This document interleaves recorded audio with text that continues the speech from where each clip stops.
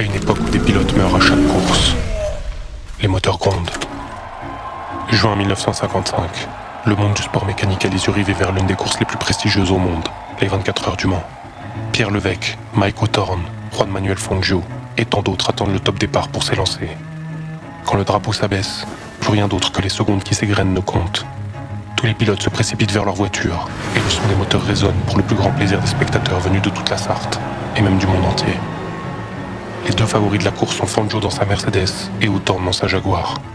Mais Fangio prend un mauvais départ et il est contraint de mettre son talent en œuvre pour refaire son retard sur l'Anglais.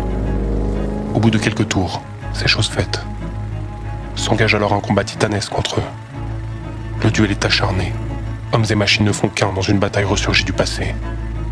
En effet, 10 ans après, la Seconde Guerre mondiale est encore dans toutes les têtes, et particulièrement celle d'Hawthorne, qui a été vivement critiqué dans son pays pour avoir été réformé de l'armée britannique. C'est le zèle d'un homme à l'honneur blessé qui est ici mis en exergue. Il l'a juré, hors de question de finir derrière une Mercedes. On a donc à nouveau la Grande-Bretagne opposée à l'Allemagne, sur le sol français, dans une analogie malsaine et hors de propos, car le sport devait permettre de passer l'éponge sur ces temps douloureux. Il n'en est rien. Fangio et Hawthorne se livrent une querelle sans merci, sur un rythme effréné et complètement inhabituel pour une course de 24 heures. Les deux bolides à la mécanique soignée répondent parfaitement à leurs pilotes, qui s'abandonnent totalement à cette guerre symbolique, jugée par un arbitre impartial, le chronomètre. À la fin du 35e tour, ils reviennent sur Pierre Levesque et lancent McLean, qui roule moins vite. Hawthorne passe alors devant eux, et Levesque, sachant qu'il n'y a pas de place pour être droit de front, lève la main pour indiquer à Fangio de ne rien tenter. Mais d'un coup, Hawthorne se rabat sur sa droite pour rejoindre les stands. Personne n'aurait pu anticiper un tel écart, et McLean, surpris, braque son volant vers la gauche pour l'éviter. Levesque, encore le bras levé, ne peut rien.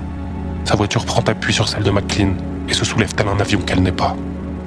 Fangio assiste de derrière à cette scène, sauvé par le geste d'un Levesque désormais à bord d'un destin sur lequel il n'a plus aucun contrôle.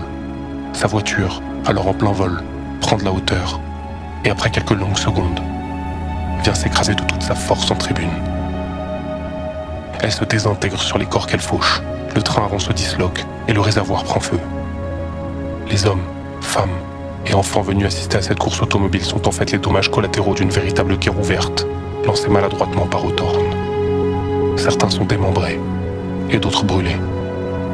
Des parents, des enfants, des passionnés de sport mécanique disparus par dizaines, qui n'assisteront pas à la victoire finale de Mike Hawthorne, en grande partie responsable de cette catastrophe, la plus grande que le sport automobile ait jamais connue.